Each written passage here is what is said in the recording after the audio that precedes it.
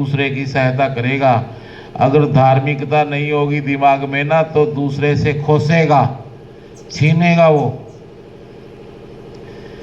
इसीलिए कोई भी समाज बिना धर्म के विकसित नहीं हो सकता। अगर धर्म नहीं होगा, चोर डाकू अनेक प्रकार के शोषणकर्ता पैदा हो जाते हैं लोग, क्योंकि धर्म ही इंसान को बताता है कि थोड़ा टाइम है, अदृश्य होना है, जो भी तुमने किया है इसके रिजल्ट तुम्हें भोगने ही पड़ेंगे।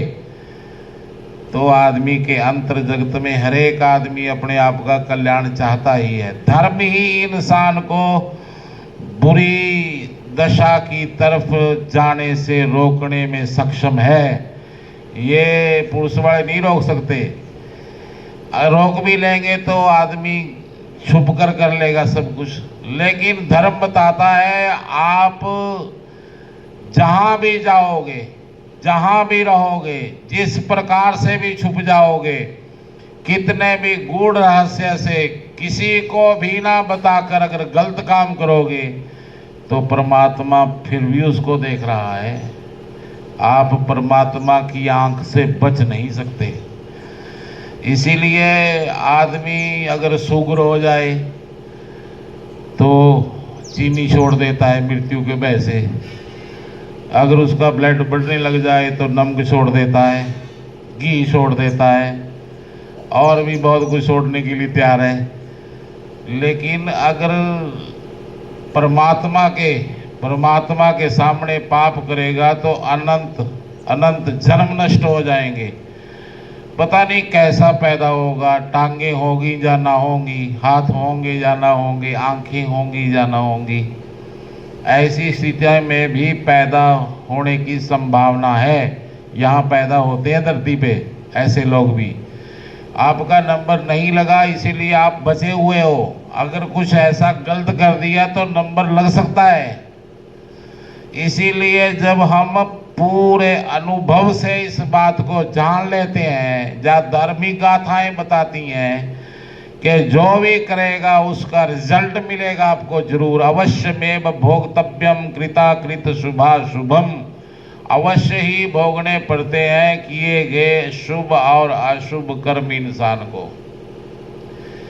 इसीलिए धर्मात्मा लोग या धर्म से संयुक्त जो वातावरण है समाज का, वही सुरक्षित रह सकता है समाज, वही समृद्ध हो सकता है। उसी समाज में शांति मिलेगी जिसमें धर्म मिलेगा। और एक बात मैं और भी कहूँ कि धर्म किसी वस्त्रों को पहनने से नहीं प्राप्त होता कि जैसे मैंने ये वस्त्र पहन लिए तो मैं धार्मिक हो गया। इससे कोई लाभ नहीं मिलेगा। मुझे अपने अंतर जगत में कुछ बदलाव करने पड़ेंगे।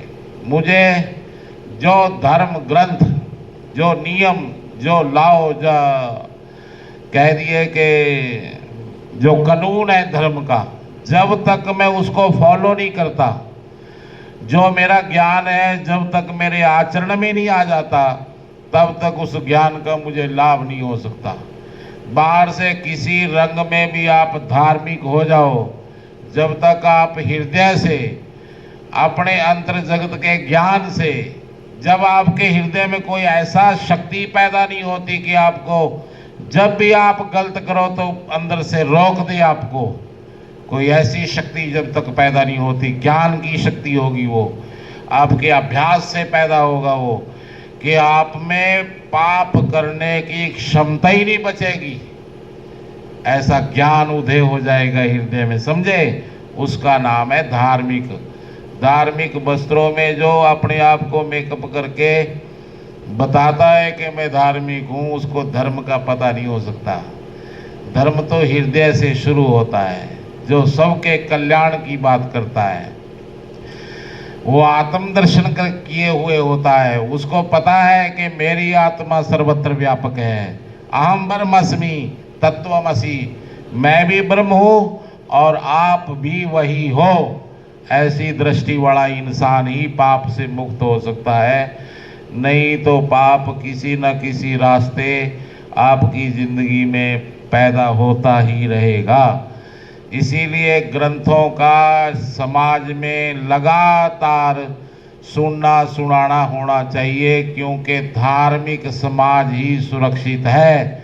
अगर हम धर्म, आज ना एक लड़की आई मेरे पास पत्री दिखाने, उसकी 18 साल उम्र है और उसने लव मैरिज की, आज तंग है वो, ये सच्चाई है। 18 साल की उम्र में तो हम ना ऐसे खेलते थे, पता ही नहीं था शादी ब्याह का क्या था महाराज जी। ये 20 सालों में जो समाज में परिवर्तन हुआ है, 20 साल में आप ये सोचते होंगे दूसरे को हो जाए, नहीं नहीं, आपके घर में भी परिवर्तन हो रहा है लगातार। जो बुजुर्गों का मान सम्मान इज्जत वो पहले थी, आज से 20-30 साल पहले, आज नहीं है वो। और आप भी बुजुर्ग हो रहे हो दिन पर दिन।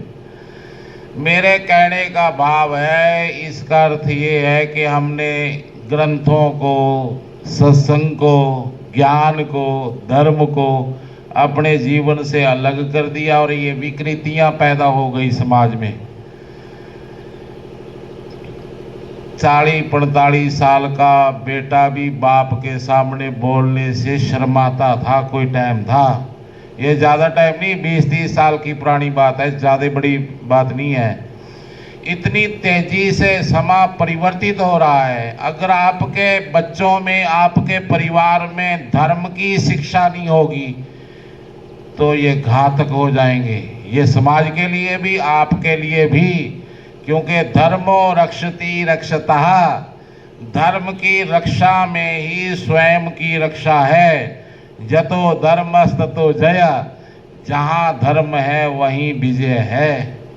ये सूत्र वेद के हैं। हम सनातनी क्यों हैं? क्योंकि हम वेद को मानने वाले लोग हैं। मानने का अर्थ है कि जीवन में उतारने वाले लोग हैं उस सत्य को। अगर कोई सनातनी है, वेद को मानता है, जीवन में वो ज्ञान उतार नहीं रहा, तो वो सनातनी नहीं है। सनातनी होने का अर्थ है वेद वाक्य को जीवन में उतार लेना। मेरे कहने का अर्थ है कि ये भागवत महापुराण है जो अनंत बार अनंत लोगों को सुनाई गई, और इसे सार्थक उत्तर ये निकले 7 दिनों में ही। जो भी संकल्प था, राजा परीक्षित का संकल्प क्या था? उसने एक संत का अपराध कर दिया और संतों ने श्राप दे दिया कि जाओ, तक्षक नाग तुम्हें मृत्यु के घाट उतार देगा। यही हुआ था ना। मृत्यु भी 2-3 प्रकार की मानी गई है। एक तो सामान्य मृत्यु होती है 80-90 साल की, भजन किया ना हो चाहे जैसे भी हो, लेकिन 90 साल में मरने वाला आदमी एक बार मनुष्य जरूर बनता है। 10 बार मनुष्य मरने की प्रकृति इजाजत देती है। अगर 10 बार भी आप अपने लक्ष्य तक नहीं पहुंचे जिसके लिए आपका जन्म हुआ है, तो फिर प्रकृति 84 लाख में ले जाती है। कीड़े से लेके धीरे धीरे आगे बढ़ते बढ़ते फिर हजारों वर्षों में मनुष्य होता है कोई भी है। तो 60-70 साल में, 90 साल में मैंने क्यों कहा ऐसा कि आदमी मनुष्य हो सकता है? क्योंकि 90 साल में जाके एक इंसान की सभी वासनाएं मर जाती हैं। उसमें उतनी संसार के प्रति दिलचस्पी नहीं बचती। उसकी शक्ति है, उसको विकृति करने की इजाजत नहीं देती, थोड़ी रह जाती है शक्ति। काम वासना क्रोध सब धीरे धीरे विदा हो जाते हैं। तो उस स्थिति में मृत्यु है जो एक मनुष्य जन्म की कामना करती है। लेकिन अगर नौजवान अवस्था में, जहाँ सभी विकार उसके परम शिखर पर हैं, काम भी, क्रोध भी, लोभ मोह अहंकार ये सब मौजूद है, उस समय मृत्यु होती है तो बड़ी घातक मानी जाती है। और एक प्रेत, एक विश्राम है वहाँ मृत्यु में। प्रेत का अर्थ है सबसे निम्न स्तर ऐसी स्थिति। कीड़ा भी रेंगने वाला जो है वो भी धन्य भागी है उससे ज़्यादा, क्योंकि कीड़ा भी धीरे धीरे प्रकृति उसको ले जाएगी पशु और मनुष्य तक। लेकिन प्रेत नहीं कहीं जा सकता। हजारों लाखों जन्म, हजारों लाखों साल तक वो ठहरा रह सकता है। प्रेत का गढ़ है ना, जो सुई के नक्के जैसा, जैसे सुई में तागा डालते हैं हम, उतना जो एरिया है उस जैसा उसका गला होता है। 10 गुना भूख बढ़ जाती है उसकी, सर्दी गर्मी उसको, शीत, उसके वस्त्र नहीं पहन सकता। मनुष्य जैसी उसकी एक फीलिंग होती है, लेकिन शरीर उसके पास नहीं होता। इसीलिए वो अनंत प्रकार से भूखा प्यासा और पीड़ित लाखों वर्ष तक रह सकता है। तो एक अवस्था है ब्रह्म ज्ञानी की, जहाँ शरीर की जरूरत नहीं है। ब्रह्म ज्ञानी को भी शरीर की जरूरत नहीं और प्रेत को शरीर मिलता नहीं। इसके मध्य में 84 लाख जीव आता है, समझे आप। प्रेत बनता है वो इंसान जिसने ब्योंत बंदी करके अपने आप को नष्ट कर लिया हो।